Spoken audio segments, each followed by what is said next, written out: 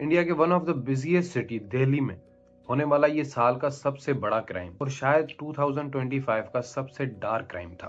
25 साल की ये लड़की जिसकी शादी 2020 में हुई, उस शादी से उसे 2 बच्चे थे।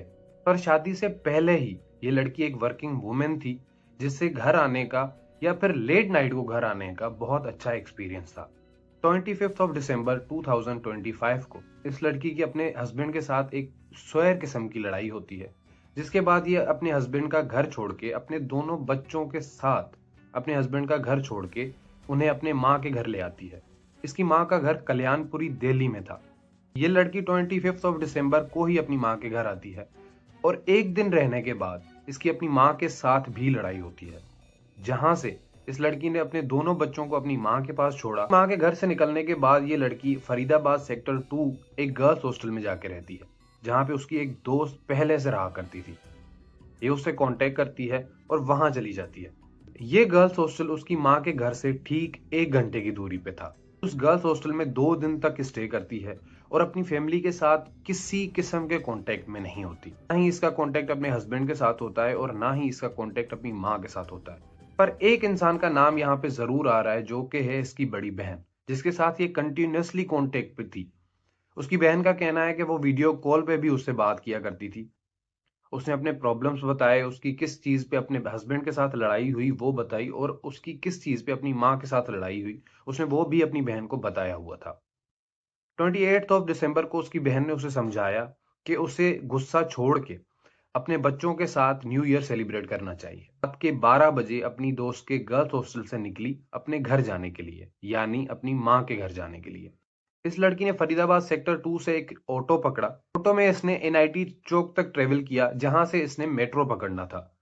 अगर इस वक्त ऑटो मिलना मुश्किल था तो इसे कोई ना कोई टैक्सी या फिर कोई लिफ्ट देने वाला जरूर चाहिए था, जो इसे मेट्रो चौक तक पहुंचाता, जहां से ये मेट्रो में बैठती और अपनी माँ के घर सीधा कल्याणपुरी ही उतरती। अनलकीली वहां से इसे कोई ऑटो या फिर कोई लिफ्ट नहीं मिली, तो इस लड़की ने वहां से मेट्रो चौक तक पैदल ट्रेवल किया। जैसे ही ये मेट्रो चौक तक पहुंची, अनलकीली वहां पे रात के 1 बज चुके थे। वहां पे इसने आधा घंटा तक इंतजार किया, पर ना कोई मेट्रो उसे मिली और लोकल कन्वेंस या फिर कोई लिफ्ट देने वाला मिला। फिर अकॉर्डिंग टू सीसीटीवी फुटेजेस इसे 1:46 यानी 1:46 पर इस लड़की को सीसीटीवी फुटेज में देखा गया, जहां पे ये लड़की रोड पे खड़ी किसी से लिफ्ट मांग रही थी। तभी इसके सामने आके एक मारुति इको वैन रुकती है, जिसमें आगे 2 लोग बैठे हुए होते हैं। तो उस लड़की को समझाते हैं कि ये एक लोकल ट्रांसपोर्ट है और हम आपको कल्याणपुरी तक सेफली पहुंचा देंगे। इस, इस लड़की के पास अपनी माँ के घर जाने तक कोई और ऑप्शन नहीं था, तो इसने वही सेफ समझा और उन्हें हाँ कर दी। According to the police report, इस वैन में 2 लोग आगे बैठे हुए थे, पर इस लड़की के साथ जो कुछ हुआ है वो 4 लोगों ने किया है। या तो वो 2 लोग पीछे वाली सीट पे छुप के बैठे थे, जो इस लड़की को नजर नहीं आए, या फिर इसने ये समझा होगा कि ये 2 लोग भी लोकल ट्रांसपोर्ट ही पकड़ रहे हैं। वैन में से ड्राइवर बाहर उतरा और इस लड़की को दरवाजा खोल के पीछे वाली सीट पे बिठाया। वैन में 3 सीट्स पीछे थी और एक आगे वाली जिसपे ड्राइवर था। आगे वाली सीट पे 2 बंदे बैठते हैं, जिसमें दोनों बैठे हुए थे ड्राइवर और साथ ही में एक और बंदा। बीच वाली सीट पे ठीक सेंटर में ये लड़की बैठती है और इससे पीछे कोई नजर नहीं आता। 10 मिनट गाड़ी चलने के बाद ड्राइवर एक यू टर्न लेता है, जो कि उसकी माँ के घर यानी कल्याणपुरी से ऑपोजिट डायरेक्शन में था। ये लड़की उस ड्राइवर को समझाने की कोशिश करती है, पर अचानक से 2 लोग पीछे वाली सीट से निकलते हैं और इसका मुंह बांध देते हैं। अभी तक गाड़ी की आगे वाली सीट पे 2 लोग बैठे हुए थे, 2 लोग पीछे इस लड़की के साथ जबरदस्ती कर रहे थे। ये दोनों लोग इस लड़की को पीछे वाली सीट पे ले गए और वहां पे जाके इसके हाथ, जो कि सीट बेल्ट होता है गाड़ी में, उससे बांध दिए और इसका मुंह इसी लड़की के दुपट्टे से बांध दिया। फिर भी इस लड़की ने बहुत कोशिश की, पर इन सब कोशिशों के बावजूद जो उसके साथ होने वाला था वो किसी ने सोचा तक नहीं था। वहां से ये लोग उस वैन को गुरुग्राम रोड पे ले जाते हैं। कहा जाता है कि रात के सन्नाटे में वो रोड बिल्कुल शांत होता है, यानी उस पे ट्रैफिक ज्यादा नहीं चलती, या फिर लेट नाइट को वहां पे लोग कम होते हैं। इस लड़की ने अपनी पूरी कोशिश की कि ये अपने आप को बचा सके या फिर उन दरिंदों से अपने आप को छुड़ा सके, पर उस रोड पे कोई इंसान नहीं था जो इसकी मदद कर सके या फिर कोई इंसान इसकी आवाज सुन सके। गुरुग्राम रोड पे जाने के बाद ये वैन वहां पे आधा घंटा रुकती है, जहां पे पिछली सीट पे बैठे हुए दोनों लोग इस लड़की का रेप करते हैं और इसे मोलेस्ट करते हैं। जब इन दो लोगों का काम खत्म होता है तो ये दोनों लोग आगे आ जाते हैं और आगे वाली सीट पे जो ड्राइवर और उसके साथ बंदा बैठा था वो पीछे आते हैं। इस लड़की को मारना शुरू करते हैं। वो इतना इसे मारते हैं कि इस लड़की के हेड में एक मेजर इंजरी हो जाती है, इसकी एक टांग टूट जाती है और इसके मुंह पे 12 स्टिचेस लगते हैं। ये लोग कंटिन्यूअसली उस लड़की को मारना शुरू करते हैं, जैसे इन्होंने ठान लिया हो कि आज इस लड़की का मर्डर करके ही छोड़ना है। चलती वैन में पूरे 2 घंटे ये चारों लोग इस लड़की को मारते हैं, इस लड़की का रेप करते हैं, इस लड़की को अपनी कार में पड़ी हुई एक बोतल मारते हैं और इसके प्राइवेट पार्ट्स पे कभी लात मारते हैं, कभी घूंसे मारते हैं। ये चारों लोग दिखने में इंसान थे, पर इनकी हरकतें जानवरों से भी कहीं गुजरी थी। यहां तक इस लड़की की फैमिली को कुछ आइडिया नहीं होता कि इनकी बेटी कहाँ है, फिर उसके साथ क्या हो रहा है। उसके 2 बच्चे उसका घर पे इंतजार कर रहे होते हैं। उसकी बहन जिसको वो बता के निकलती है कि मैं अपने बच्चों के साथ न्यू ईयर सेलिब्रेट करने जा रही हूँ।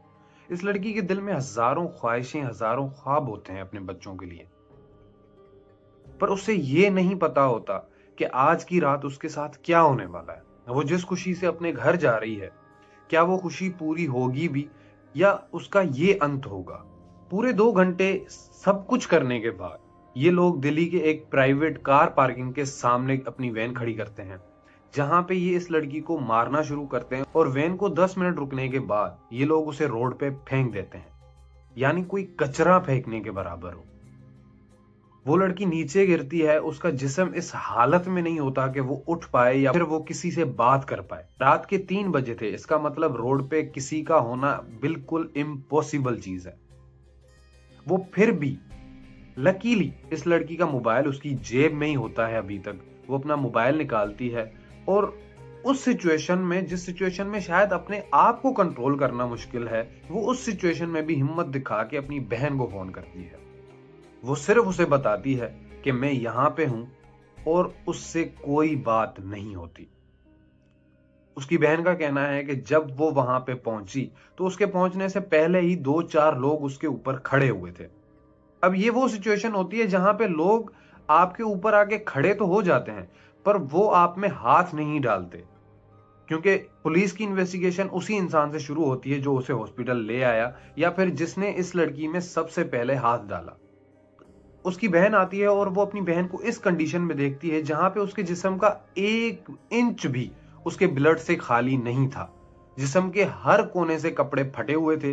पूरा जिस्म उस लड़की का खाली था, बगैर कपड़ों के। मानो किसी ने उसे सिर्फ रेप नहीं किया उसका। उस लड़की की बहन के कहे मुताबिक ऐसा लग रहा था जैसे उसका किसी ने सिर्फ रेप नहीं किया, बल्कि उसे पूरा निचोड़ने, उसे पूरा मारने की कोशिश की गई हो। ये अपनी बहन को दिल्ली के एक प्राइवेट हॉस्पिटल ले जाती है, जहां पे पुलिस आती है। पुलिस आने के बाद जो इस लड़की ने उस हालत में अपना स्टेटमेंट दिया, वो बिल्कुल दिल फाड़ने वाला स्टेटमेंट है। मानो कोई कमजोर दिल का इंसान इस स्टेटमेंट को सुन ही ना पाए।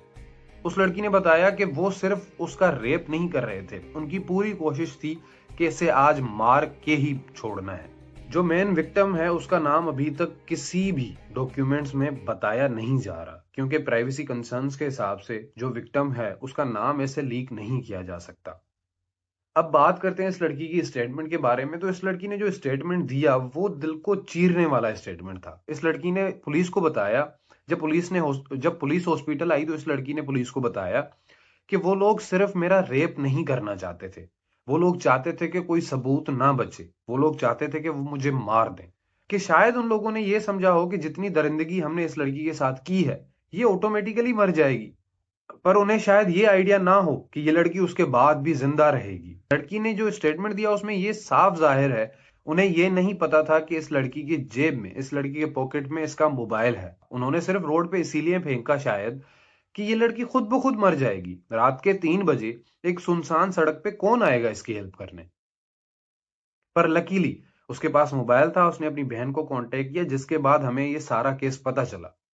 पुलिस ने इस लड़की के स्टेटमेंट देने के बाद जब अपनी इन्वेस्टिगेशन शुरू की तो 13 दिसंबर 2025 को उन्होंने सबसे पहले वो वैन पकड़ी। ये वैन पुलिस को एक बंद गोडाउन में मिलती है, जो गोडाउन दिल्ली के पूरा यानी शहर से पूरा बाहर निकल के एक हाईवे पे था।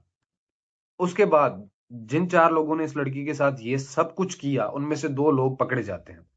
ठीक 2 दिनों बाद 2 लोग पकड़े जाते हैं, पर अभी भी कहा जा रहा है कि सिर्फ 2 लोग थे। कुछ रिपोर्ट्स में कहा जा रहा है कि सिर्फ 2 लोग थे और कुछ रिपोर्ट्स में कहा जा रहा है कि लड़की का स्टेटमेंट है कि 4 लोग थे। एक तरफ पुलिस का इन्वेस्टिगेशन चलता रहा और दूसरी तरफ ये लड़की अपनी जिंदगी के लिए मौत से लड़ती रही। शायद वो मौत से लड़ती रही, शायद वो अपनी जिंदगी से ही लड़ती रही, क्योंकि इतना सब कुछ होने के बाद शायद कोई लड़की जीना चाहे।